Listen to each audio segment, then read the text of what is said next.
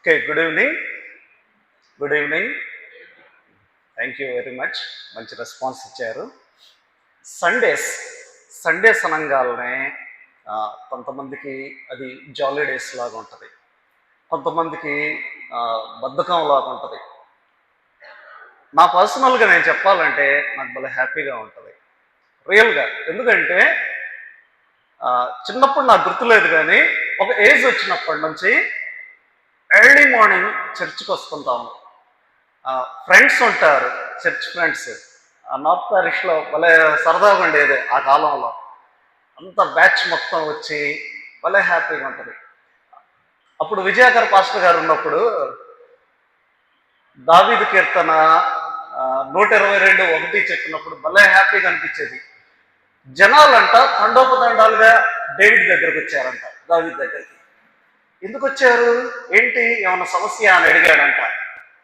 అయ్యా మహారాజు గారు, మనందరం కలిసి యెహోవా మందిరానికి వెళ్దాం అన్నారట.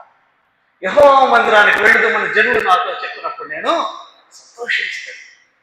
ఎంత హ్యాపీగా ఉంటుందంటే అంత హ్యాపీగా ఉంటుంది. అది చర్చ్ కాన్సెప్ట్, వైబిఎస్సి.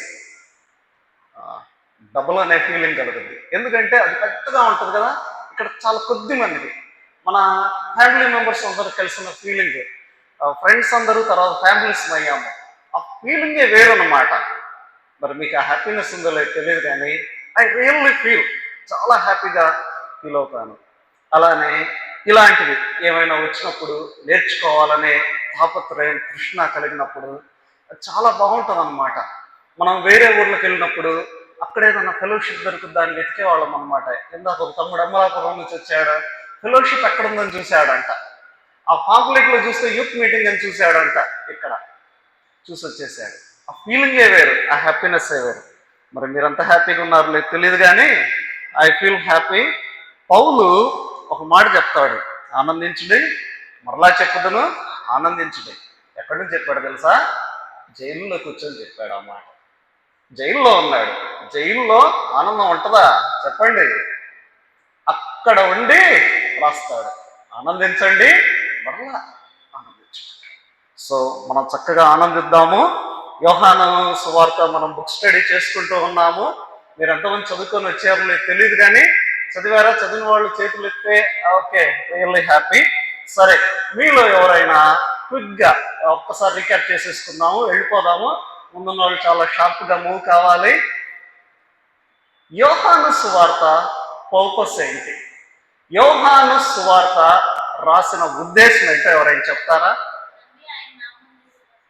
స్పష్టంగా చెప్పండి. ఇప్పుడు 2 వారాలు అయిపోయింది, 3వ వారంలోకి వచ్చాము. మీకు మరలా నేను చెప్తాను, సలహా ఇస్తాను. 20వ అధ్యాయము 31వ వచనము చూడండి. ఇది నేను యోహాను చెప్పినంత కాలం చెప్తాను, ఎందుకంటే ఈ పర్పస్ చాలా అవసరం. చూసారా? చదవండి. యేసు దేవుని కుమారుడైన క్రీస్తు. ఇది ఆర్డినరీ మాట కాదు. యేసు క్రీస్తుని సిలువ వేసిందే అందుకన్నమాట. ఆయన దేవుని కుమారుడైన క్రీస్తు అని మీరందరూ నమ్మాలి, అందుకు రాశాడు. ఆయన దేవుని కుమారుడని చెప్పుకున్నందుకే సిలువ వేశారు ఆయన. నో, మేము ఒప్పుకోము, అదే కరెక్ట్ అని యోహాను రాశాడు. మనందరూ నమ్మాలి ఆ విషయాన్ని. అలానే నమ్మి మనం ఒకటి పొందాలి. ఏంటి చెప్పండి? జీవం పొందాలి. నమ్మితే కుదరదు, జీవం కూడా పొందాలి. ఆయన మనకు జీవాన్ని అనుగ్రహించడానికి వచ్చాడు, అదే నిత్య జీవం. ఈ జీవితం, ఇప్పుడున్న జీవితం నిత్య జీవితం కాదు. ఈ జీవితం అయిపోతుంది. ఒక 30-40 సంవత్సరాలు మహా అంటే బ్రతికితే ఏమో అమెరికా వాళ్ళ బాంబులు మన మీద పడొచ్చేమో, వెళ్ళిపోతాం, అయిపోయింది, క్లోజ్. తర్వాత జీవితం ఉంది, తర్వాత జీవితం ఉంది, అది నిత్య జీవం. నిత్య జీవం, ఆ నిత్య జీవాన్ని పొందాలి మనందరం. ఇంకా ఎవరైనా మారు మనసు పొందిన వాళ్ళకి ఇదే ఆఖరి అవకాశమేమో, ఆలోచించండి.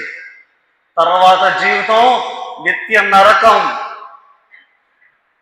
యేసుక్రీస్తు రాంగాల్లో మారు మనసు పొందిన వాళ్ళందరూ వెళ్ళిపోతారు. మారు మనసు పొందామనే భ్రమలో ఉన్న వాళ్ళు ఇక్కడే ఉంటారు. గుండెలు బాదుకొని రోధించిన ఉపయోగం లేదు, జుట్టు పెట్టుకున్న ఉపయోగం లేదు. మారు మనసు అనే టైం అయిపోయింది. జాగ్రత్త. నమ్మిన వాళ్ళకి నిత్య జీవం ఇస్తాడు. ఆ నిశ్చయిత మనకు కలగాలి. అందుకు యోహాను అది పర్పస్గా రాశాడు, క్లియర్గా రాశాడు. ఓకే, మొదటి అధ్యాయంలో స్టార్టింగ్లోనే చూసుకున్నాము. అది ఎవరున్నారు? వాక్యం ఉంది. వాక్యం ఎక్కడుంది? దేవుని యొద్ద ఉంది. వాక్యం ఎవరు? దేవుడే ఉండడు. ఆ దేవుడు ఎవరు? ఆ వాక్యమై శరీరధారి అయి మన మధ్య నివసించడానికి వచ్చిన ఎవరి వాక్యం చెప్పండి? Jesus Christ. ఈ వర్డ్ ఎప్పటికీ మిస్ కానిద్దండి. యోహాను అయ్యేదాకి 2 మాటలు మాట్లాడతాను. పర్పస్ మర్చిపోవద్దండి. ఆ వాక్యం జీసస్ క్రైస్ట్. తండ్రి యొక్క మహిమను మనం ఎవరం చూడలేకపోయాం, కానీ యేసుక్రీస్తు ద్వారా చూడగలిగాం. అద్వితీయ కుమారుడు ద్వారా చూడగలిగాం. వాక్యమైన దేవుడు, జీవమైన దేవుడు, వెలుగై ఉన్న దేవుడు. వెలుగ్గా ఈ లోకానికి వచ్చాడు, కానీ చీకటి ఆయన గ్రహించలేకపోయింది. ఈ లోకం గ్రహించలేకపోయింది. ఆయన తన స్వజనుల ఎందుకు వచ్చారు, వాళ్ళు యాక్సెప్ట్ చేయలేదు. అయితే కొంతమంది యాక్సెప్ట్ చేశారు. ఎంతమంది అంగీకరించారు? వాళ్ళందరూ దేవుని పిల్లల విటకు అధికారాన్ని ఇచ్చారు. మనందరం దేవుని పిల్లలం, మనకు ఆ అధికారం ఉంది. ఎవరు నువ్వు? What is your identity? And Christian means and son of Christ. దేవుని పిల్లలు, మాకు అధికారం ఉంది. దేవుని బట్టి మనం అతిశయిస్తున్నాం అన్నమాట. తర్వాత డే 1, డే 2, డే 3 అలా చెప్పుకుంటూ పోయాం. డే 2 వరకు మాత్రం చెప్పుకున్నాం. డే 1లో ఏం జరిగిందంటే బాప్తిస్మం ఇచ్చి యోహాను బాప్తిస్మం ఇస్తూ ఉన్నాడు. బాప్తిస్మం ఇస్తూ ఉంటే ఆయన దగ్గర కొంతమంది వస్తారు. ఎవరు వస్తారు? వాళ్ళు యాజకులు, లేవీయులు వస్తారు.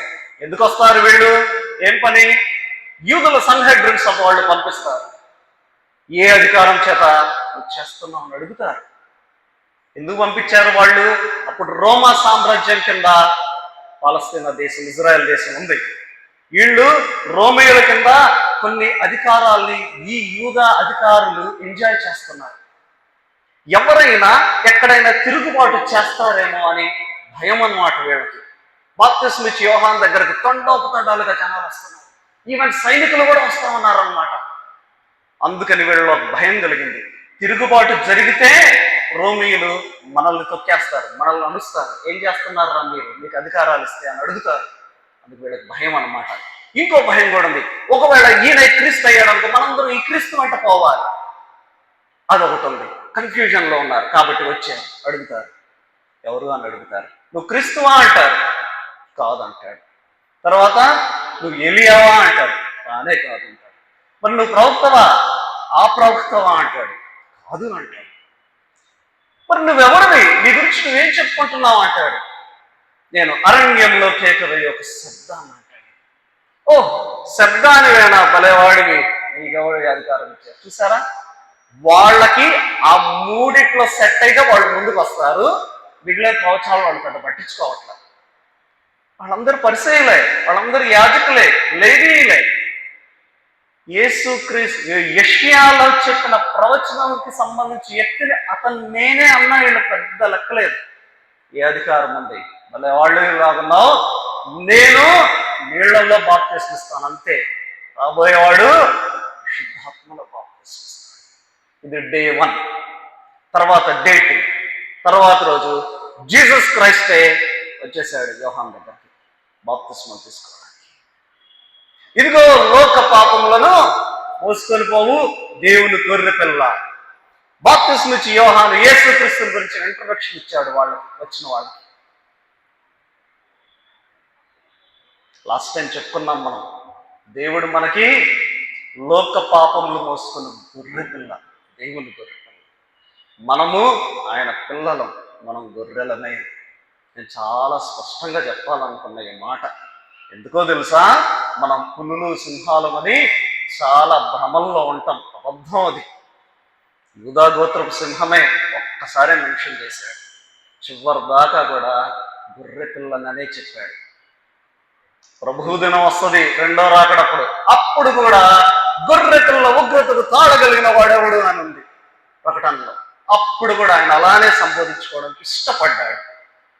మనం మార్చుకుంటున్నామంటే సైతాన్ మాటలు వింటున్న వాళ్ళమనే అర్థం. అవును, మనం వదకు తేబడే గొర్రెవలే తల ఉంచుకొనే ఉండాలి, కానీ సత్యాన్ని మాత్రం చెప్పాలి. ఈ కాన్సెప్ట్ నుంచి బయటకు ఎప్పుడూ రావద్దండి. ఆయన ఇంట్రొడక్షన్ అదే అన్నమాట.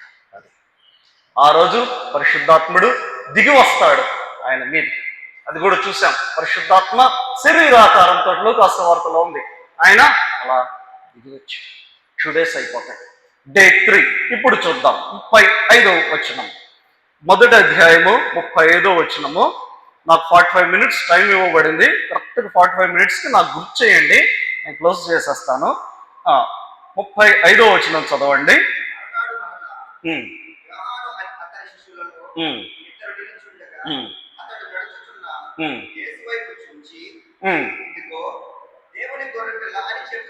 ఓకే, నెక్స్ట్ డే అంటే Day 3 3వ రోజు ఏం జరిగిందంటే, యోహాన్ అక్కడ నిల్చొని ఉన్నాడు. యోహాన్ అంటే బాప్తిస్మ ఇచ్చి యోహాన్ అని గుర్తుపెట్టుకోండి. ఈ యోహాన్ సువార్తలో ఎప్పుడు యోహాన్ అని వచ్చినా బాప్తిస్మ ఇచ్చి యోహాను, అది గుర్తుపెట్టుకోండి.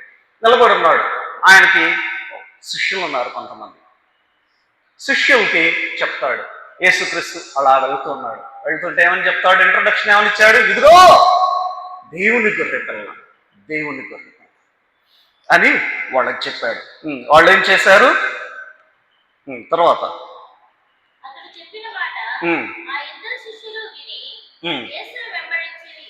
చెప్పిన మాట విన్నారు, వెంబడించారు. అంటే వీళ్ళు మొట్టమొదట బాప్తిస్మ ఇచ్చి యోహానికి శిష్యులు అన్నమాట. ఈ బాప్తిస్మ ఇచ్చి యోహాన్ ఏం చేశాడంటే, ఏ మాత్రం ఫీల్ అవ్వకుండా తన శిష్యులకి ఇంకో మంచి రిలీజియస్ లీడర్ అని చెప్పొచ్చు, లేకపోతే దేవుని గొర్రెపిల్లని ఆల్రెడీ చెప్పాడు కాబట్టి తనకంటే మంచి ఉన్నతమైన స్థానంలో వ్యక్తిని పరిచయం చేశాడు. ఎంత మంచి అలవాటు అని చెప్పుకోవచ్చు. ఇంకా చెప్పాలంటే మనము ఎప్పుడు కూడా మనకంటే బెస్ట్ని పరిచయం చేయడానికి ఇష్టపడలేము. ఎందుకంటే మన దగ్గర నుంచి ఎక్కడ వెళ్ళిపోతారు, భయం అన్నమాట. యోహాను ఆ పని చేయలేదు. తన కింద ఉన్న శిష్యులే ద బెస్ట్ వచ్చాడు, పరిచయం చేశాడు. వాళ్ళు ఏం చేశారు? విన్నారు, వెంబడించారు. వీళ్ళు కూడా కొత్త ప్లేస్కి మేము వెళ్తాము, కొత్త వ్యక్తి దగ్గరికి ఏం వెళ్తాం అనుకోలే. మా గురువు గారు సజెస్ట్ చేశారంటే ఆర్డినరీ ఇష్యూ కాదు ఇతను, కాబట్టి వెళ్ళిపోయాడు. అంత మంచి రేప ఉండాలి మినిస్ట్రీస్లో. బ్యాడ్ లక్ ఏంటంటే మన దగ్గర అది లోపించాయి. బట్ స్టిల్ మన YBSC ఇవి బాగా ఎంకరేజ్ చేస్తాం. మనం మంచి సజెస్ట్ చేస్తుంటాము, మంచి పర్సన్స్ సజెస్ట్ చేస్తాము, నేర్చుకోమని చెప్తూ ఉంటాము. Good, okay. వాళ్ళు విన్నారు, వెంబడించారు. తర్వాత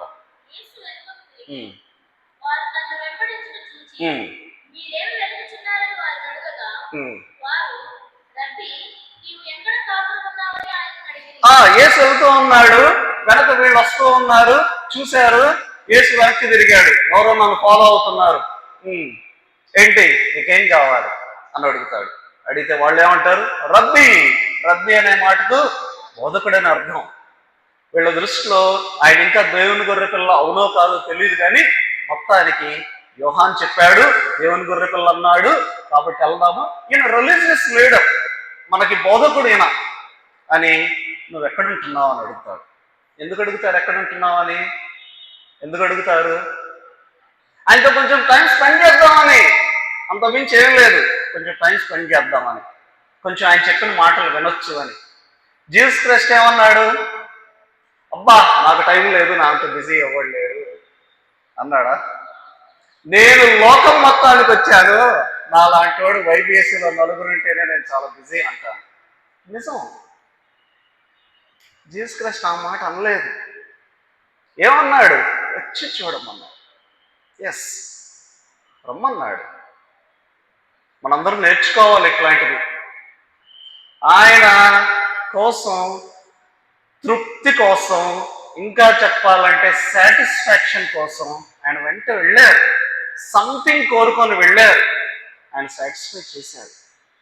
వీ షుడ్, మన లీడర్స్గా మనం చేయాలి ఆ పని.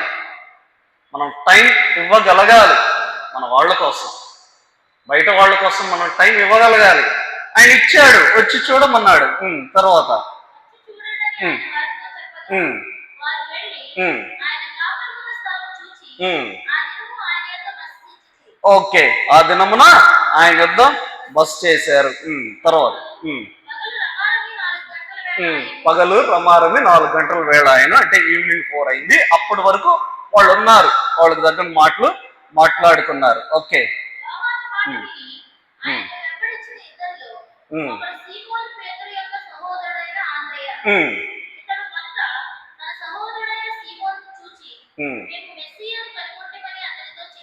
అదమ్మా, అక్కడ ఇద్దరు వెంబడించారు కదా, ఇద్దరు వెంబడించారు. ఒకళ్ళ పేరేంటి? ఆంధ్రయ, ఆండ్రూ అన్నమాట. ఇక రెండో వ్యక్తి ఎవరు? రెండో వ్యక్తి అక్కడ రాయబడలేదు. ఈ రాయబడని వ్యక్తి ఎవరంటే ఈ సువార్త రాసిన యోహానే అన్నమాట. ఈయన అలా నర్మగర్భంగా రాసుకుంటూ ఉంటాడనమాట. ఇది మొత్తం చదివిన తర్వాత తెలుస్తుంది అనమాట, ఆయన ప్రియ శిష్యుడు, ఆయన రొమ్మున ఆనుకున్నవాడు, ఇలాంటివి రాస్తూ ఉంటాడనమాట. ఈ యోహానే అనమాట, తన పేరు బయటికి రాయడనమాట. ఈయన రైటింగ్ స్టైల్ అదనమాట. రెండో ఆయన ఈ సువార్త రాసిన యోహాన్. సరే, ఈ ఆంధ్రయ్య ఏం చేస్తాడంటే వెంబడించి వచ్చి ఓ పని చేస్తాడు. ఏం చేస్తాడు చెప్పండి? తర్వాత చదవండి. తన సహోదరుడైన సీమోనును చూచి మేము మెస్సియాను కనుగొన్నామని అతనితో చెప్పాడు. My dear brothers and sisters, ఎంతమంది మనము మన సహోదరులకి, మన బ్రదర్స్కి యేసు గురించి చెప్తున్నాము.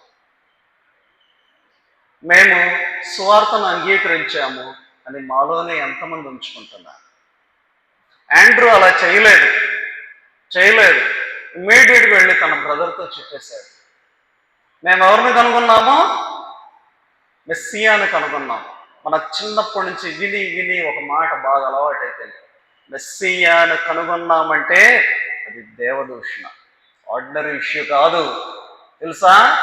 మెస్సియా అంటే ఏంటి తెలుసా?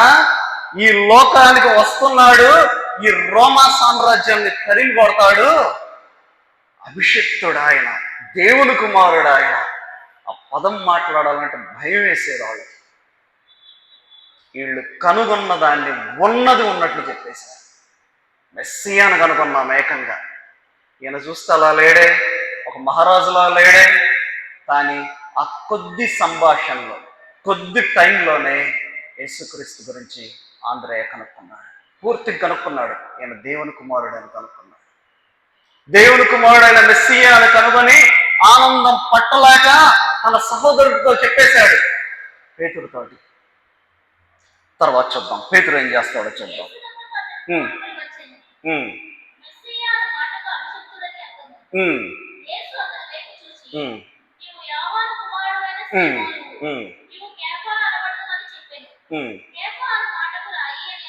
ఓకే, మెస్సియాను కనుగొన్నామని చెప్పి అతన్ని తీసుకొని వస్తాడనమాట.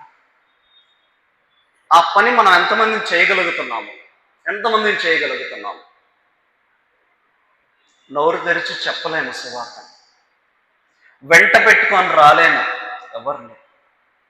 కొంతమంది ఉన్నారు, నేను ఎప్పుడు చెప్తుంటా, మన కానిస్టేబుల్ శివ ఎంతమందిని పరిచయం చేసి ఉంటాడో, నేను పేర్లు కూడా మర్చిపోయాను. ఎస్, అలా ఉండాలి. మ్యాక్సిమం పరిచయం చేయాలి. మన దగ్గరకని కాదు, ఎక్కడైనా దేవుణ్ణి పరిచయం చేయండి. వెంట పెట్టుకొని తీసుకొని రండి. కొంతమంది ఉన్నారు మనలో, కాదన్నాం, నేను మళ్ళా ఎంకరేజ్ చేస్తున్నాను మిమ్మల్ని, ఆ పని చేయండి. రాంగాల్ని యేసుక్రీస్తు ఏమంటాడంటే, ఆ మెస్సియా అన్న మాటకి అభిషిక్తుడు అంటాడు. మెస్సియా అన్న మాటకి అభిషిక్తుడు. మెస్సియా అనేది హీబ్రూ పదం, అభిషిక్తుడు అనేది గ్రీక్ పదం, రెండు ఒకటే. ఓకే, సో రాంగాల్ని పేతురుని చూడంగాల్నే ఒక మాట అంటాడు. ఏమంటాడు? నువ్వు యోహాను కుమారుడైన సీమోనువు, అయితే నువ్వు కేఫా అనబడదు. కేఫా రాయి, ఆ మాటకి రాయి అని అర్థం. రాంగాల్నే పీటర్ని అనాయింట్ చేసేసినట్లు, పేతురుని అభిషక్తుని చేసేసినట్లు, అంటే అభిషేకించినట్లు, మినిస్ట్రీలోకి ఆహ్వానించినట్లు. ఆండ్రూ జాన్ వెళ్ళారు, ఆండ్రూ వెళ్ళి పేతురు తీసుకొచ్చారు. జీసస్ క్రైస్ట్ మినిస్ట్రీ మొదలైపోయింది. జీసస్ క్రైస్ట్ మినిస్ట్రీ చేద్దామని అడుగు పెట్టిన తర్వాత ఆయన సైలెంట్ గా ఉండలేదు. వర్క్ మొదలు చేసి పెట్టేశాడు ఆయన. చాలా మందికి అర్థం కావట్లేదు, అంతే. వీళ్ళకి అర్థమైపోయింది మెస్సియాని కనుగొన్నాము. తర్వాత దాంతో 3వ రోజు అయిపోయింది, 3 రోజులు తర్వాత మరునాడు అని ఉంటుంది, డే 4.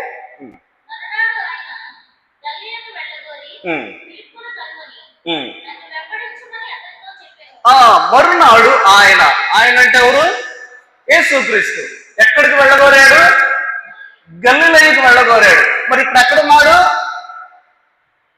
చెప్పాలి. మనము ఈ యోహాను చెప్పుకునేటప్పుడు ఆ దృశ్య రూపంలోకి వెళ్ళిపోవాలన్నమాట. మనం ఇతను ఎక్కడున్నాడు? యోర్దాన్ నది దగ్గర జుడేయ ప్రాంతంలో ఉన్నాడు, యూదయ ప్రాంతంలో ఉన్నాడు. ఇతని ప్లేస్ యాక్చువల్గా ఎక్కడ? ఇతను ఎక్కడ పుట్టాడు? బెత్లెహేంలో పుట్టాడు, నజరేతులో కాదు. బెత్లెహేంలో పుట్టాడు, నజరేతులో పెరిగాడు. ఓకేనా? క్లియర్ కదా? బెత్లెహేంలో పుట్టాడు, నజరేతులో పెరిగాడు, అందుకు నజరేయుడు అనబడ్డాడు. నజరేతు నుంచి ఆయన యూదయకి వచ్చాడు. ఇప్పుడు యూదయలో ఉంటున్నాడు, బాప్తిస్మం తీసుకున్నాడు. తర్వాత కొన్ని రోజులు అయిన తర్వాత ఇతను గలిలయకి వెళ్ళగోరాడు. ఓకే, అంటే మన ప్లేస్కి తను వెళ్ళగోరాడు. వెళ్తూ ఒక పని చేశాడు.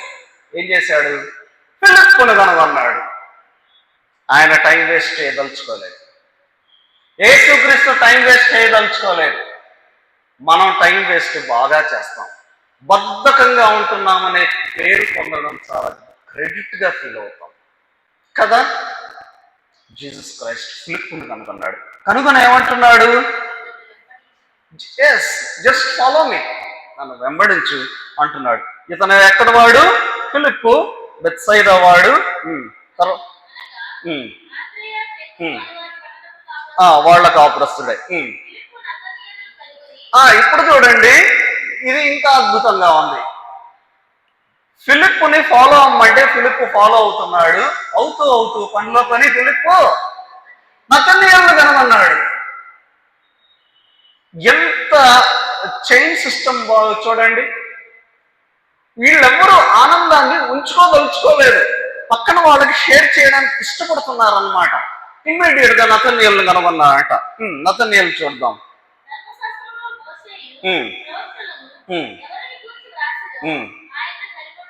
ఆదమ్మా, ధర్మశాస్త్రంలో మోషే రాశాడంట ఒకళ్ళ గురించి. ఎవరాయనా? యేసుక్రీస్తు మెస్సయ్య. అలానే ప్రవక్తలు కూడా రాశారంట. ఎవరైనా? మెస్సయ్య. ఏ మెస్సయ్య గురించి రాశాడో వాళ్ళని మేము కనుగొన్నామంటున్నాడు. ఎవరు చెప్పారు ఆ మాట? ఫిలిప్పు చెప్తున్నాడు. యాక్చువల్గా ఎవరు చెప్పాలి ఈ మాట? ధర్మశాస్త్ర పరిశోధకులు చెప్పాలి, శాస్త్రులు చెప్పాలి, పరిసయ్యులు చెప్పాలి. వీళ్ళు కనుగొనలేకపోయారు. వీళ్ళు కనుగొంటున్నారు, సామాన్యమైన వాళ్ళు కనుగొంటున్నారు మెస్సీయని. అందరే కనుగొన్నాడు. ఇప్పుడు ఫిలిప్పు కనుగొన్నాడు, నతనీయులను కనుగొని ఎక్స్ప్లెయిన్ చేస్తున్నాడు అనమాట. ధర్మశాస్త్రం అంటే వీళ్ళకి ధర్మశాస్త్రం తెలుసు. చదువు వచ్చినా రాకపోయినా వీళ్ళు చక్కగా సమాజ మందిరాల్లో డైలీ అప్డేట్ అవుతున్నట్లుగా అర్థం చేసుకోవచ్చు. ఎలా చూసొచ్చు? వీళ్ళకి సింపుల్ మ్యాటర్. శాస్త్రులు చెప్పిన మాటలే వీళ్ళు విన్నారు, అక్కడ పరిచయాలు చెప్పిన మాటలే వీళ్ళు విన్నారు. వాళ్ళకి అర్థం కాలేదు కానీ వీళ్ళకి అర్థమైపోయింది. వీళ్ళు కనుగొన్నారంట. ఫిలిప్పు నతనీయులను కనుగొని ఇలా అని చెప్పాడు. చెప్పి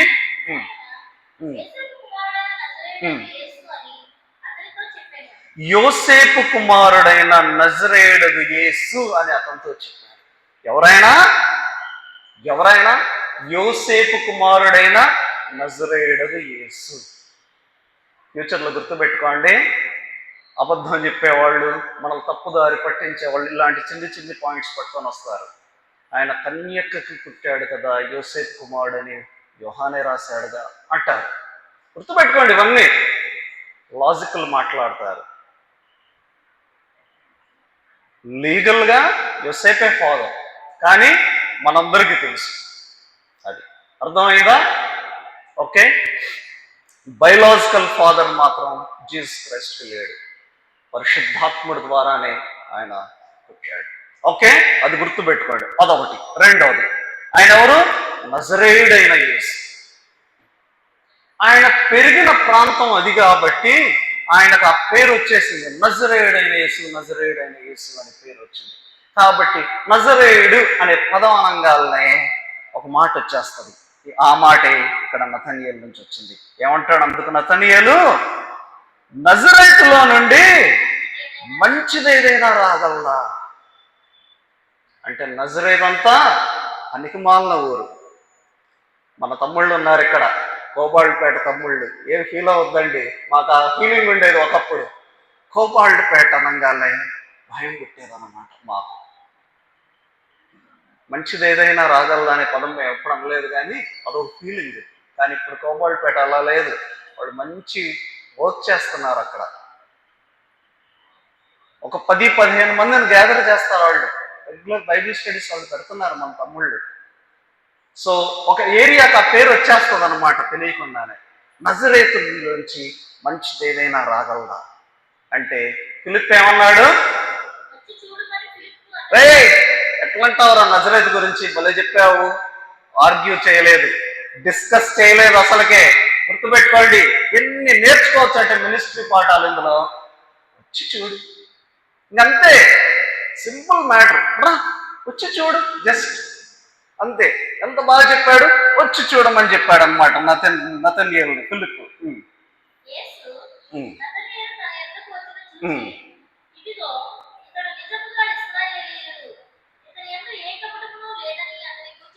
ఓకే, పీటర్ వచ్చినప్పుడేమో ఒక మాట చెప్పాడు, నతనీయేలు వచ్చినప్పుడు ఇంకో మాట చెప్తున్నాడు. ఏం మాట చెప్తున్నాడు? ఇతను నిజముగా ఇశ్రాయేలీయుడు, ఇతను ఎందుకు ఏ కపటము లేదు. ఎందుకని వింటాడు? నిజంగా ఇశ్రాయేలీయుడు అంటే వాళ్ళ కపటము లింక్ పెట్టాడు ఏంటి దేవుడు? యేసయ్య. ఏమైనా చెప్తారా? ఏమైనా ఆలోచిస్తారా? మన పితరులు ఉన్నారు చూడండి, అబ్రహాము, వాళ్ళ కుమారుడు ఇస్సాకు, వాళ్ళ కుమారుడు యాకోబు. ఇప్పుడేమన్నా చెప్తారా అంటే మీకు హింట్ ఇద్దామని వచ్చాను. యాకోబు పేరు ఏమైంది? ఇశ్రాయేల్ అయింది. ఇశ్రాయేల్కి ముందు యాకోబు ఎవరు? మోసగాడు. వెరీ గుడ్, మోసగాడు. అతనిలో కపటం ఉంది. ఈ ఇశ్రాయేలీయుడిలో కపటం లేదు. ఎంత స్టేట్మెంట్ ఇచ్చాడు చూడండి అసలు నతనీయేలు గురించి. అద్భుతమైన స్టేట్మెంట్. ఈ నతనీయేలే బర్తలోమియు అంటారు. ఈ నతనీయేలనే బర్తలోమియు అంటారు. ఓకే, యేసుక్రీస్తు శిష్యుడు. తర్వాత అప్పుడు నతనీయేలు ఏమంటాడు చూడండి. నన్ను ఎలా తెలుసుకున్నావు అసలుకి? నువ్వు భలే చెప్పావు, అసలుకి నేను వచ్చానో లేదో నా గురించి చెప్పేశావు అని నతనీయేలు అంటే,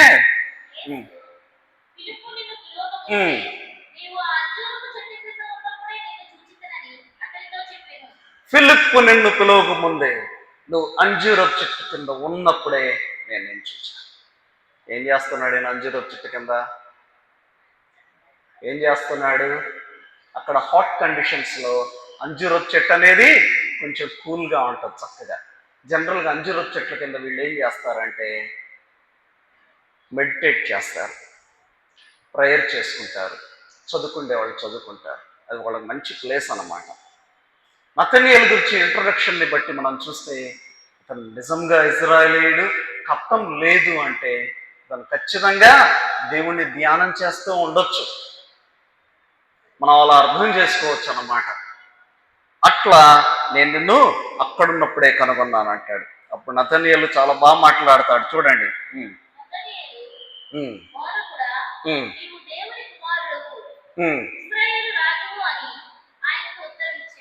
నతనీయేలు ఏమంటాడు? తొందరపడద్దండి, ఫస్ట్ మాట ఏమంటాడు? బోధకుడా అంటాడు. వెంటనే టీచర్ అయిపోయాడు. నతనీయుల పర్సెప్షన్ మారిపోయింది. నతనీయులు అంతకుముందు ఏమనుకున్నాడు? నజరేతులోంచి మంచిది ఏదైనా వస్తుందా అన్నాడు. బోధకుడైపోయాడు. తర్వాత ఏమయ్యాడు యేసు ఆయనకి? దేవుని కుమారుడు. మనం స్టార్టింగ్ చెప్పుకున్నాం, దేవుని కుమారుడు అనే మాట దైవ దోషంతో సమానం. రాళ్లతో కొట్టి చంపేస్తారు. ఇలా ధైర్యం వచ్చేసింది, మాట్లాడేస్తున్నారు దేవుని కుమారుడని, మెస్సియా అంటున్నారు. తర్వాత ఇంకో టైటిల్ కూడా ఇచ్చాడు, ఇజ్రాయేలులకు రాజు. అప్పుడు ఇజ్రాయెల్ దేశాన్ని ఎవరు పరిపాలిస్తున్నారు? రోమియోలు పరిపాలిస్తున్నారు. రాజుకు వ్యతిరేకంగా ఇంకొకరిని రాజుగా ప్రొజెక్ట్ చేస్తున్నాడు నతనీయేలు. దేవుడి కుమారుడని యేసుక్రీస్తుని ప్రొజెక్ట్ చేస్తున్నాడు నతనీయేలు. ఎంత ధైర్యం వచ్చేస్తుంది చూడండి వీళ్ళకి, యేసునే ఎదురుగా చూస్తుంటే, దేవుడిని ఎదురుగా చూస్తుంటే. మరి మన అంత ధైర్యంగా నోరు తెరిచి మాట్లాడగలగాలి. అప్పుడు కండిషన్స్ చాలా దారుణంగా ఉన్న కండిషన్స్లో వీళ్ళు చాలా ధైర్యంగా మాట్లాడారు. మినిస్ట్రీ స్టార్టింగ్ లోనే వీళ్ళు చాలా ధైర్యంగా ఉన్నారన్నమాట. వీళ్ళు మనం అంత ధైర్యంగా ఉండాలి. మనకి ఇంకా శ్రమలు రాలేదు, అక్కడక్కడ వింటున్నాం, మన వైపుకి ఇంకా రాలేదు, వస్తాయి, ఏమనుకోవద్దండి. ఒక్క చెంప దెబ్బ అయినా తిన్నామా దేవుని కోసం? ఒక్క మాటన తిట్టించుకున్నామా కనీసం? అంతవరకు ఎందుకు? యేసుక్రీస్తు సువార్తను చెప్తూ తిట్టించుకున్నామా ఒక్కసారికైనా? మనం శ్రమల గురించి మాట్లాడితే నవ్వు వస్తుంది. ఈ శ్రమలు పడిన బైబిల్లో బిలీవర్స్ ఉండాలి. మనం మాట్లాడేస్తూ ఉంటాము, యోగు వంటి శ్రమలు అనేస్తాం ఏకంగా. వీళ్ళు డేర్గా యేసుక్రీస్తుని ప్రొజెక్ట్ చేసి వస్తా ఉన్నారు. తర్వాత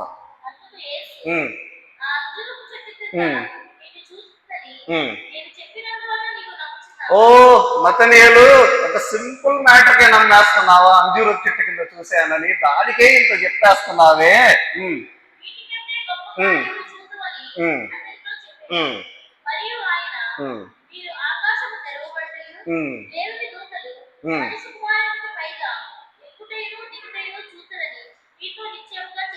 ఇవి కాదు, ఆకాశం ఒప్పనవడం చూస్తారు మీరు. మనుష్య కుమారుడికి పైగా దేవదూతలు ఎక్కడాన్ని దిగడాన్ని మీరు చూస్తారు. ఇది కూడా యాకోబుకు సంబంధించిన కాంటెక్స్ట్ లో మాట్లాడింది. యాకోబుకు ఒక కల వస్తుంది, గుర్తుందా? ఆది కాండంలో ఆ కల్లో ఏముంది? పెద్ద నిత్యం ఉంది, భూమికి పరలోకానికి కదా. అక్కడ దేవదూతలు ఎక్కుతున్నారు, దిగుతున్నారు. ఇతన్ని ఇజ్రాయేలీయుడని సంబోధిస్తూ ఆ విషయాలు చెప్పాడు. ఇక్కడ దేవుడు యేసుక్రీస్తు తన గురించి తను ఒక టైటిల్ ఇచ్చుకున్నాడు. ఏంటో చెప్తారా? మనుష్య కుమారుడు. Very good Hariprakash. మనుష్య కుమారుడు అనే టైటిల్ తనకు తాను ఇచ్చుకున్నాడు అన్నమాట. ఇవి బేసిక్స్ కాబట్టి ఇవన్నీ మర్చిపోవద్దు, కొంచెం గట్టిగా చెప్పుకుంటూ వెళ్తుంటాం అన్నమాట. సరే, తర్వాత చూద్దాం ఇంకా చివరిలో. ఓకే, అయిపోయింది కదండి. ఫస్ట్ చాప్టర్ అయిపోయింది దీంతో. ఫస్ట్ చాప్టర్ ఇంట్రొడక్షన్, 1 నుంచి 18 వచనాల వరకు ఇంట్రొడక్షన్. మీరు ఎప్పుడు చదువుతూ ఉండండి, మ్యాక్సిమం చదవండి. అలానే తర్వాత డే 1, డే 2, డే 3, డే 4 ఆయన బ్యాప్టిజం తీసుకోవడానికి అడుగుపెట్టిన రోజు, తర్వాత శిష్యులు వెంబడించిన రోజు, తర్వాత ఫిలిప్పును కనుగొన్న రోజు, నతనీయులను కనుగొన్న రోజు. దీంతో మనం ఫస్ట్ చాప్టర్ క్లోజ్ చేసుకుందాం. తర్వాత మనం టైం ఉంది, సెకండ్ చాప్టర్లోకి వెళదాము. సెకండ్ చాప్టర్ స్టార్టింగ్ చూడండి. 3వ దినమున, అంటే 3 days యాడ్ చేస్తే 7th day. 3వ దినమున ఒక ప్లేస్కి వెళ్ళారు. ఏ ప్లేస్కి వెళ్ళారు? దానికంటే ముందు ఒకటి చెప్పాలి మీరు, గలిలయ. అది గుర్తుపెట్టుకోండి. ఓకే, గలిలయకి వెళ్ళగోరి ఫిలిప్పును కనుగొన్నాడు. ఫిలిప్ ఏమో నతనీయుల్ని పట్టుకొని వచ్చాడు. గలిలయలో ఒక ఊరు ఉందంట, ఆ ఊరి పేరు కానా. 21:2 చూడండి. దీంట్లోనే యోహాను సువార్తలో 21:2 ఒక్కసారి ఓపెన్ చేసి చూడండి. మీకు ఒక ఇన్ఫర్మేషన్ ఇవ్వచ్చు.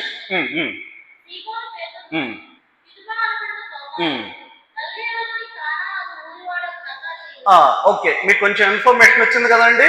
ఏమొచ్చింది? నతనీయేలు వాళ్ళ ఊరేది? కానా. అది క్లియర్. ఈ కానా అనేది నతనీయేలు వాళ్ళ ఊరు. దాని తర్వాత వచ్చింది కాబట్టి దాదాపుగా ఈ పెళ్ళి అనేది, కానాలో ఉన్న పెళ్ళి అనేది నతనీయేలు వాళ్ళ రిలేటివ్స్ అయ్యి ఉండొచ్చు అంటారు. అర్థమైంది కదండి. వీళ్ళకి మరియా వీళ్ళందరూ బంధువులు అయ్యి ఉండొచ్చు కాబట్టి వీళ్ళందరూ కలిసి ఈ పెళ్లికి వెళ్ళారు అనుకోవచ్చు మనం. చదువుదాం. 3వ దినమున గలిలయలోని కానా అను ఊర్లో ఒక వివాహము జరిగాను. ఈ వివాహం గురించి ఒక్క మాట నేను చెప్పకుండా ముందుకు వెళ్ళలేను. వివాహం అనేది అన్నింటిలో ఘనమైనది. పానుపు వెరీ గుడ్. ఏ పెళ్లి పత్రికలో కూడా వివాహం అన్ని విషయాల్లో ఘనమైంది అంటారు కానీ తర్వాతది రాయరు. అదేదో కళంకమైనట్లుగా మనం ఫీల్ అయిపోతాము. బైబిల్ పవిత్రమని ఎంచిన దాన్ని మనం పవిత్రమని ఎంచము. ఎక్కడ ఆ విషయాలు మాట్లాడరు. మనం మాట్లాడుకోక తప్పదు. అన్ని విషయాల్లో ఘనమైన ఈ వివాహాన్ని మనం ఏం చేస్తాము? ఘనహీనమైనదిగా చేస్తున్నాము. కాబట్టి మనకు పెళ్ళంటే ఫ్రీడమ్ పోయింది అంటాము. మ్యారేజ్ ఇస్ ఫ్రీడమ్ అనేది బైబిల్ చెప్తుంటే లోకము ఫ్రీడమ్ పోయిందని చెప్తుంది. మనం దాన్నే నమ్ముతాం. ఎందుకంటే బైబిల్ చదవం కదా, అది ప్రాబ్లం. బైబిల్ అర్థం చేసుకోం కదా, అది ప్రాబ్లం. ఆయన ఘనమైన దాన్ని గాయించాడు.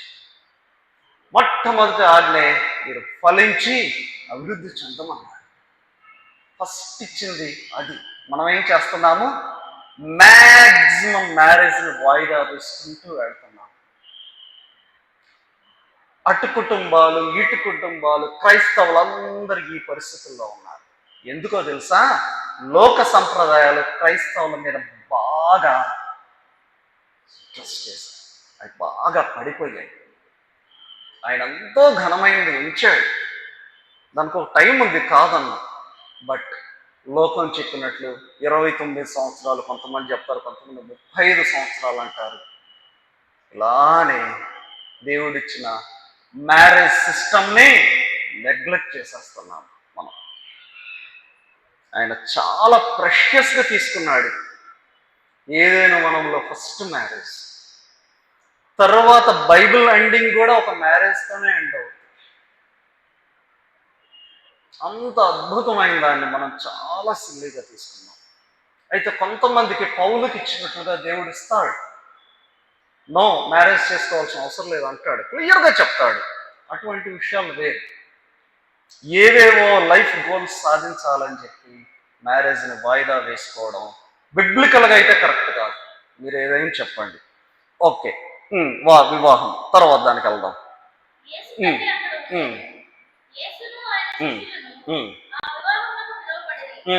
యేసును ఆయన శిష్యులను ఆ వివాహానికి పిలువబడి, ఇందాక అనుకున్నాం కదా, వాళ్ళది అయ్యుండొచ్చు, రిలేటివ్స్ కూడా అయ్యుండొచ్చు, అందరు కూడా వెళ్ళారు అన్నమాట.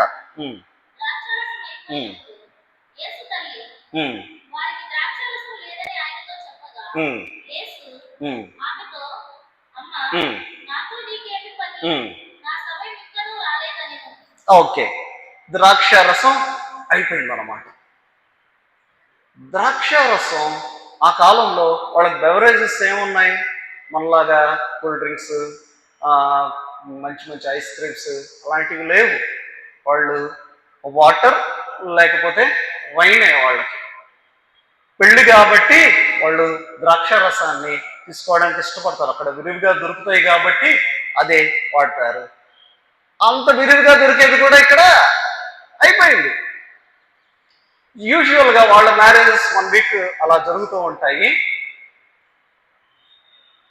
అంత సింపుల్గా అయిపోతే ఎవరికైనా పెళ్లి వాళ్ళకి ఎలా ఉంటుంది?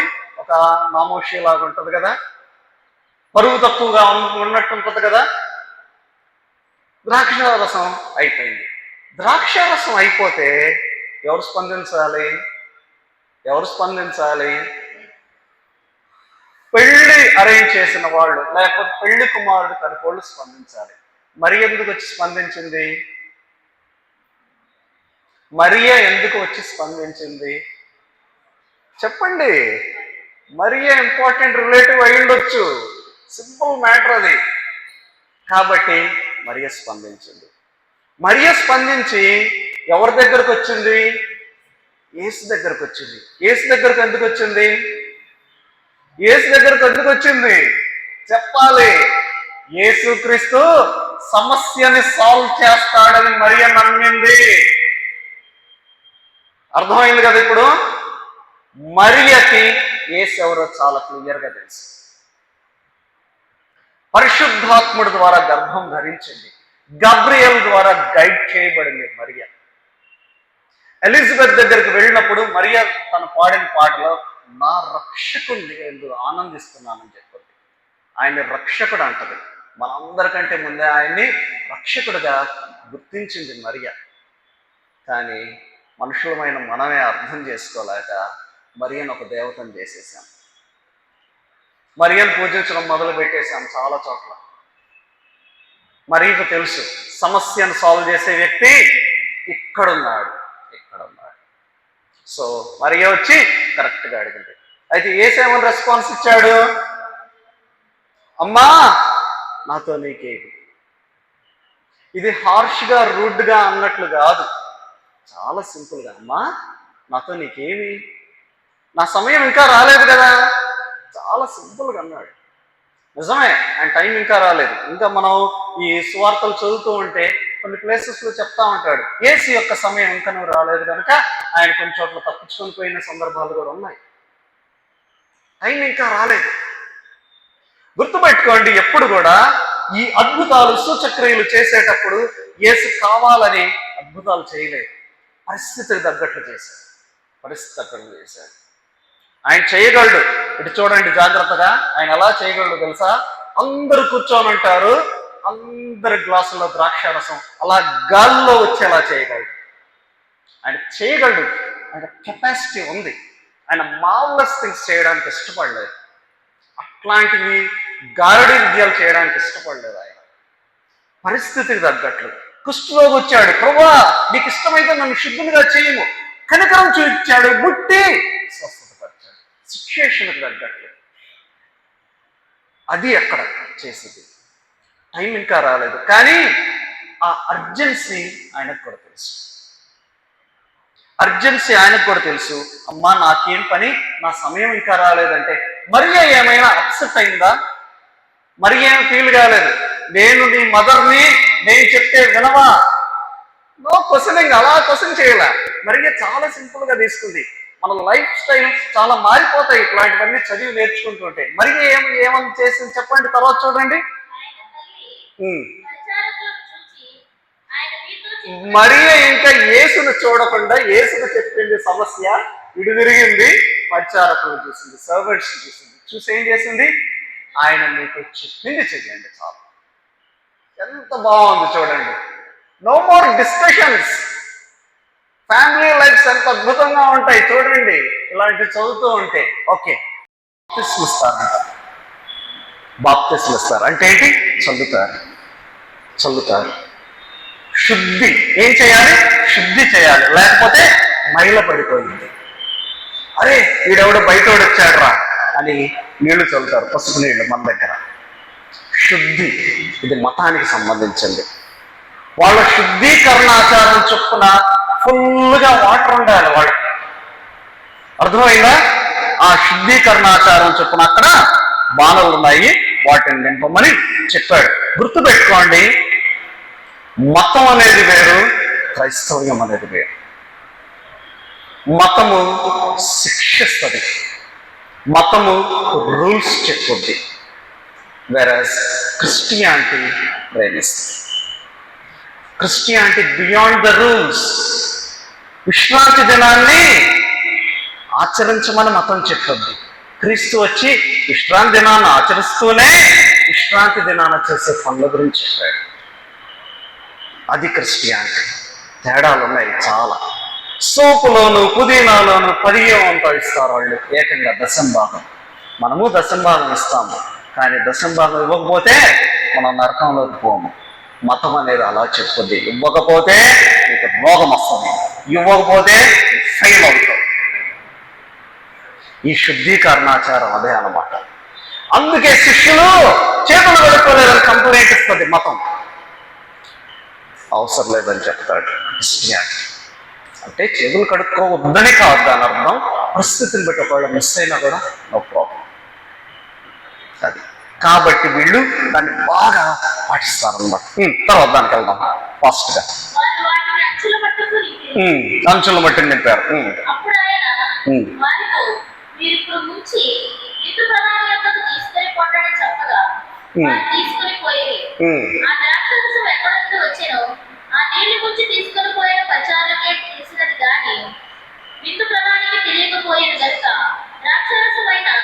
చాలు చాలు, అది కంటిన్యూ చేద్దాం. చాలా అద్భుతంగా జరిగిపోయింది. నీళ్లు అంచుల వరకు నింపమన్నారు, వాళ్ళు చెప్పింది చేశారు చక్కగా. ఇప్పుడు ముంచి విందు ప్రధానికి అమ్మన్నారు. వీళ్ళేం చేశారు? నీళ్లే పట్టుకొని వెళ్ళారు. చెప్పిన మాట చేశారు వీళ్ళు పరిచారకులు. నీళ్లు పట్టుకొని వెళ్ళారు. విందు ప్రధాని ఏం చేశాడు? ఆ నీళ్లు తాగాడు. నీళ్లు తాగితే ఏమైంది? అది అద్భుతం. యేసుక్రీస్తు చేసిన, ఇక్కడ మెన్షన్ చేసిన, యోహాను సువార్తలో మెన్షన్ చేసిన 7 సూచక్రియలు. అభిషేక్ మనకు ఇంట్రొడక్షన్ లో చెప్పాడు 7 సూచక్రియల గురించి. 7లో మొదటిది అద్భుతం. విందు ప్రధాని చాలా స్టన్ అయిపోయారు. మన భాషలో చెప్పాలంటే ఈవెంట్ మేనేజర్ అనుకుందాం, లేకుంటే చాలా ఆశ్చర్యపోయాడు. చదువమ్మా.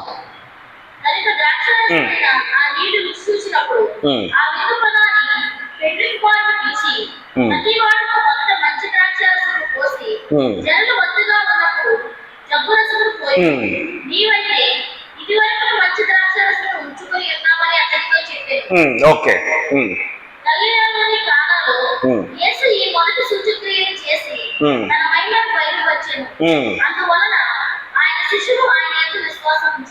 గలిలయలోని కానాలో యేసు మొట్టమొదటి సూచక్రియ చేశాడు.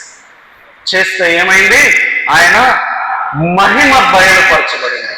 ఆయన గ్లోరిఫై అయ్యాడు. శిష్యులు ఏం చేశారు? ఆయన యందు విశ్వాసం ఉంచారు. గొప్ప విషయం ఏంటంటే అంతకుముందే కొంతమంది మెస్సియాని గుర్తుపట్టారు, మెస్సియాని ఒప్పుకున్నారు. ఇప్పుడు విశ్వాసం ఉంచారు. మన క్రైస్తవ జీవితాల్లో యేసును అంగీకరించిన తర్వాత కొన్ని అద్భుతాలు జరుగుతాయి. దాన్ని బట్టి మనం మరింతగా విశ్వాసం ఇస్తాం. మన జీవితాల్లో కూడా అద్భుతాలు జరుగుతాయి. జరగలేదని ఎవరూ చెప్పలేరు నాకు తెలిసినంత వరకు. కాకపోతే మనం కోరుకున్న అద్భుతాలు జరగవు. అదే ప్రాబ్లం. ఆయన మన అవసరాలన్నీ తీరుస్తాడు. కోరికలు అన్నీ తీర్చడు అని చెప్పలేం, కానీ కోరికలు కూడా కొన్ని తీరుస్తాడు. అది మన అవసరమైనప్పుడు. చాలాసార్లు కోరికలు సిద్ధింపచేసామంటాడు. అది గుర్తుపెట్టుకోండి. అవసరాలకు మాత్రం ఖచ్చితంగా తీరుస్తాడు. ఇక్కడ అవసరం వచ్చింది, ఆయన అద్భుతం చేశాడు. అద్భుతం అంటే అద్భుతం చేశాడు. ఇంకొక చిన్న తేడా ఉంది, చెప్పుకొని క్లోజ్ చేసుకుందాం. నెక్స్ట్ కరెక్ట్గా ఉంటుంది. తర్వాత